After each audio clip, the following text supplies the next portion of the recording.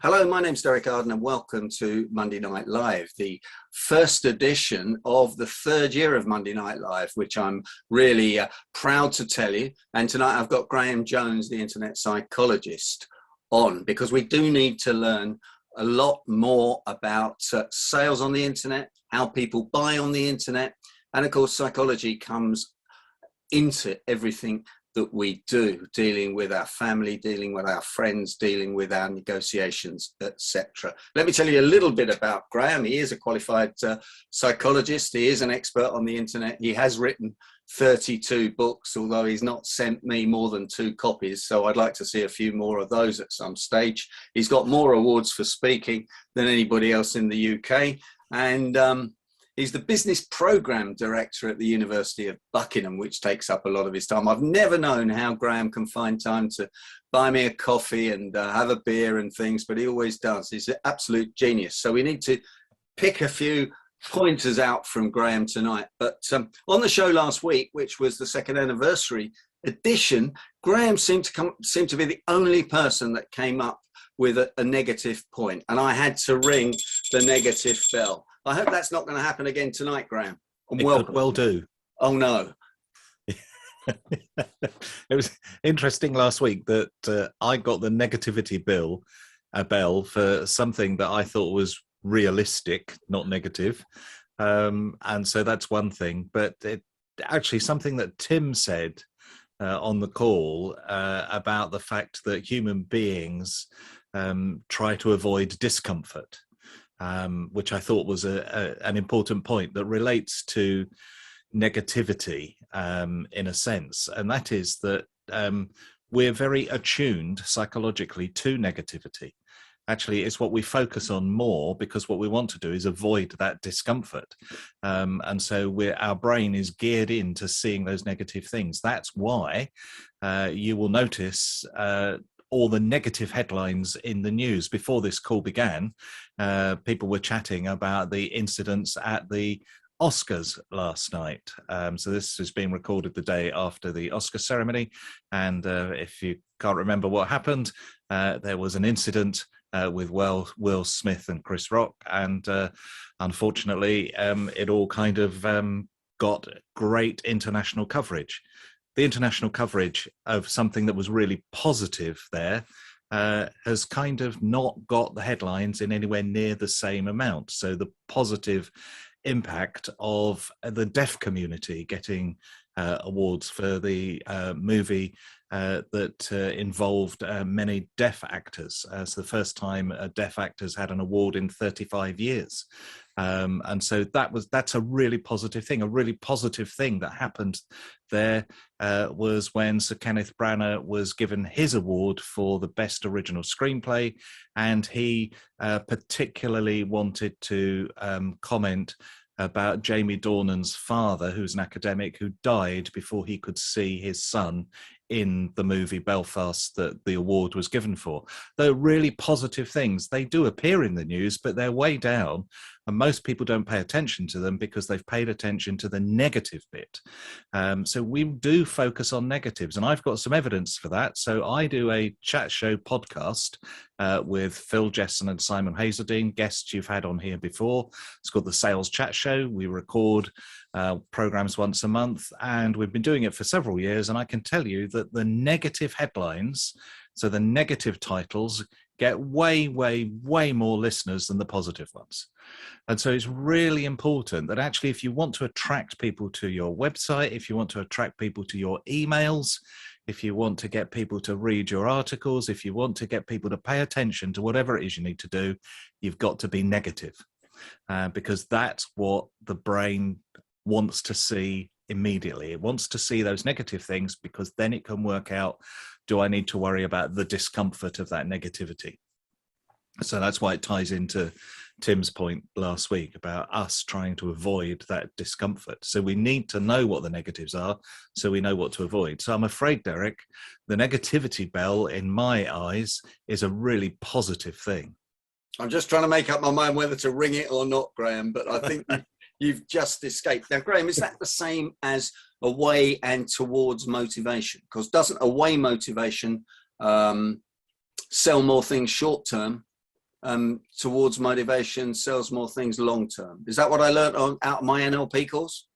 Well, for those of you who are not familiar with NLP, NLP means nothing like psychology, and so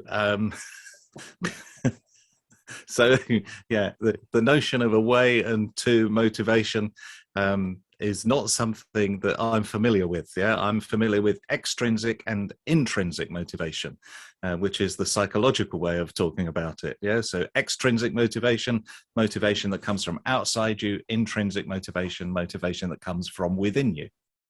That's far too academic for me. I don't understand what either of those words mean, Graham, let alone anything else. No, that's great. So yeah, let's move on. Now, what's happening on the internet with Ukraine? We're reading lots of things about the internet's viruses and people hacking. What's the latest that you've read about? Well, the latest is, of course, that the Russian hackers are trying to do all kinds of things.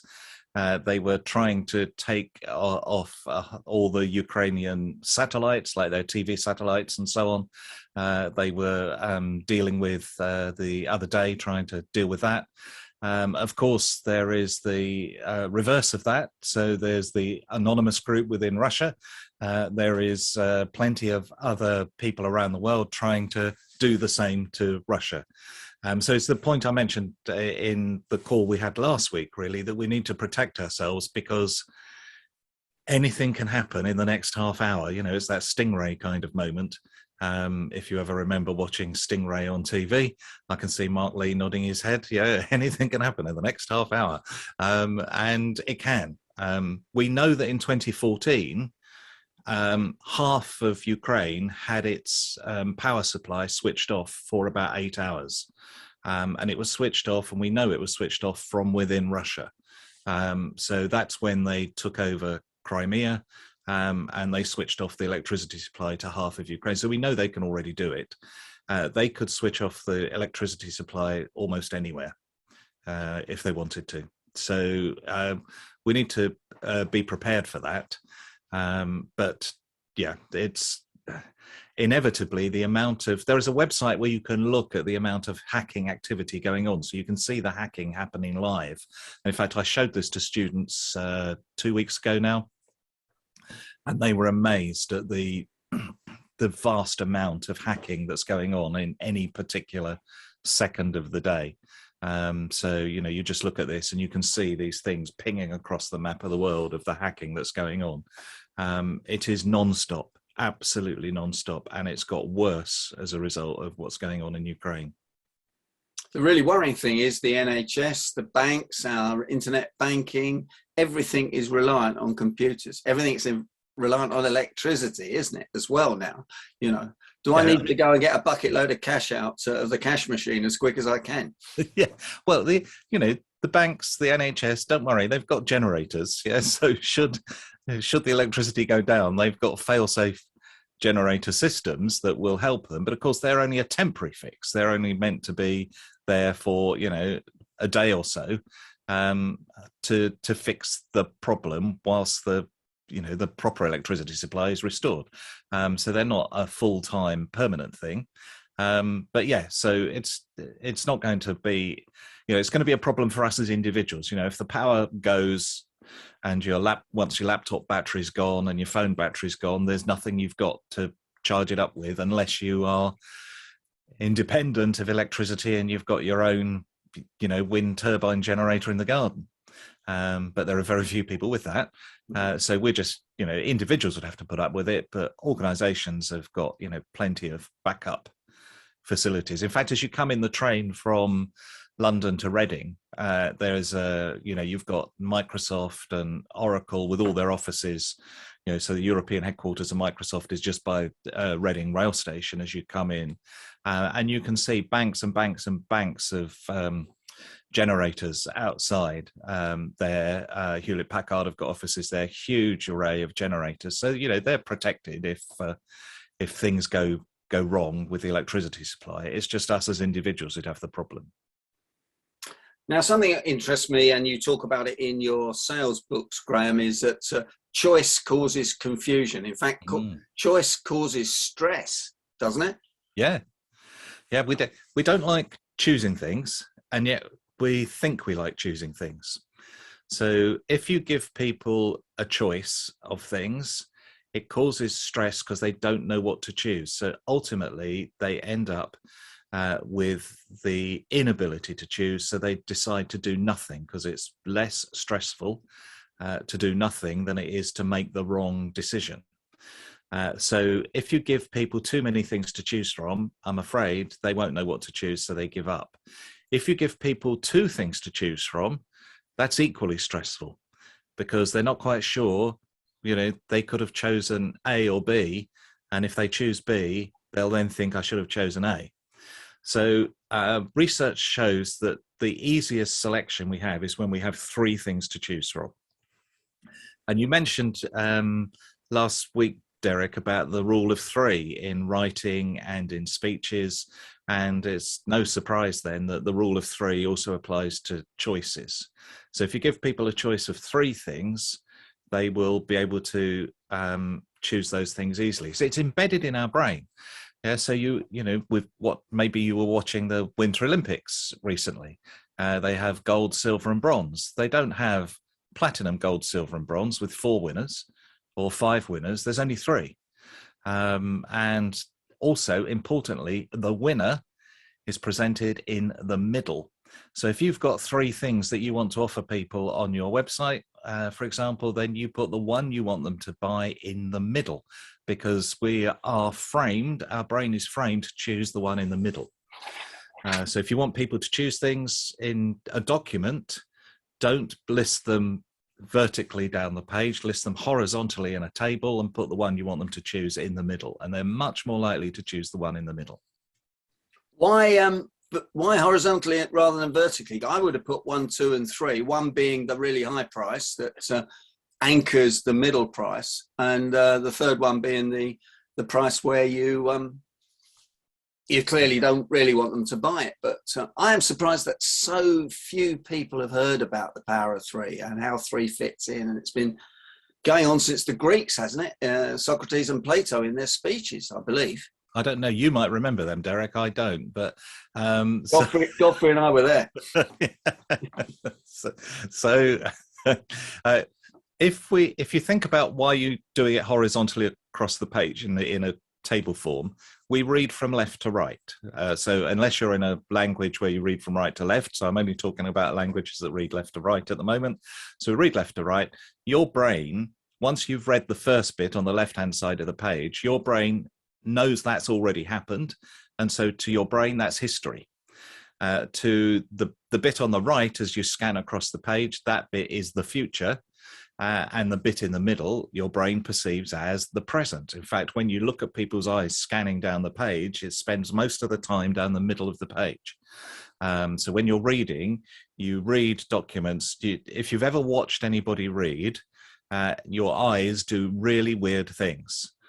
So they do what's called fixations and saccades. And so the fixation is your eye just fixes on a point on the page, and then literally something like 50 milliseconds later, it bounces way up and then comes back down to the same line a bit further along. But actually most of that eye movement is on the peripheral parts of the page, and the middle of the page is where you spend most time on.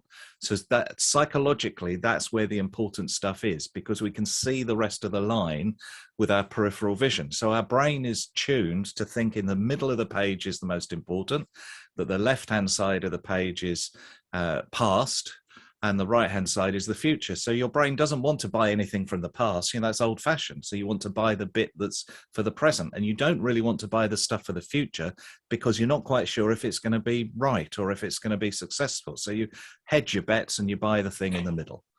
So if you look at websites that are offering things for sale, the really successful ones will have the one in the middle that's the one that's going to make them the most profit, and they'll call that, the platinum version or the gold version or something, and that's the one that most people buy. The Economist does this really well, or they used to. I haven't checked it lately with their latest offer, but they would offer the print version, then they would offer the print and digital version, and then they would offer the digital version.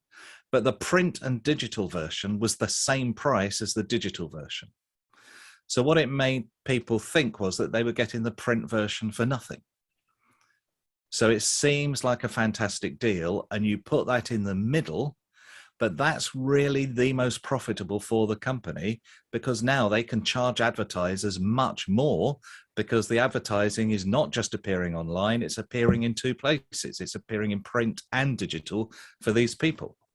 And so the advertising has more impact. So therefore, they want people to buy the print and the digital, because they get more buck for, money for their advertising. And they convince us to buy it by putting that in the middle of the page and making us feel like we're getting a bargain by charging us the same as if it was for the digital. That's called decoy pricing. So you have a decoy price, which forces people into the price you want them, the item you want them to buy. We should have told me some of this before, Graham. I wouldn't have wasted so much time on my poor pitches with, not putting everything in the middle. Anyway, I've been looking at some of the body language on the gallery view, and some people are looking at you like you're crazy, which I normally do. Yeah, well, that's quite normal. And some people are smiling and nodding, and a couple of people are falling asleep. But never mind, that always happens when you and I are speaking. But we'll get back to that. A couple of other points, Graham, that I wanted to ask you. Peak flow state is something I've been very interested in with sports psychology, getting into that peak flow. I know that Tim Durkin's an expert on this, and it's something we will cover going forward, because I'm fascinated by the whole thing when 3 hours disappears. But give us your take on that in a couple of minutes. Well, if Tim's the expert, he should give us his take on it, not me. Well, I think I should give him some warning, as I did give you a few hours warning, not a lot. But the notion of flow is essentially that everything is in tune, that everything's working together. And so that there are no stresses, there's no concerns, there's no anxieties, that everything is going smoothly, and that you're achieving what you want to achieve, and everything is working perfectly. So it's the kind of ideal human state, which is not achieved by most people most of the time. Absolutely. No, and I'm watching the cricket particularly, where we're not doing very well, and the rugby, which we haven't been doing very well. I don't see too many of those players in peak flow state. They're kind of worried about things that are going on in the background, the coach or the pressure on themselves, or what's in the newspapers, and all these things that clearly totally put you off. I'd be interested in spending a little bit more time on this in a further show with a few people who've studied it a little bit more than me. Finally, Graham, before we go on to part two, I wanted to congratulate you and Elliot, your son, on his graduation from Manchester University. Thank you. Last weekend, and also on your newsletter, which has sent out to more people than I've ever sent mine out to. But I know you've been doing it on a Saturday morning at 10 o'clock, and you told me to send mine out at the same time on a different day of the week. I didn't take your advice. I sent it out on a Monday, which is apparently not such a good day, but I had a specific reason for that. Like all things, I wish I'd have taken your advice a bit earlier. But yeah, why is Saturday a better day to send your newsletter out? Well, it's not necessarily a better day for everyone. It's a better day for me. And it's a better day for me because that's when my readers, most of my readers, prefer to read it. It may well be that if I had a different group of readers, they'd want to read it at 4 o'clock on a Wednesday afternoon. And so what you have to do is do it what's best for you and your readers. So if yours comes out on a Monday morning, it may well be that that's the ideal time for your readers. Yeah, Graham, thanks for your time. Thanks for coming back. Thanks for being a regular member on Monday Night Live, and thanks for your input. Will you come back and join us again in a few months' time? Of course, yeah.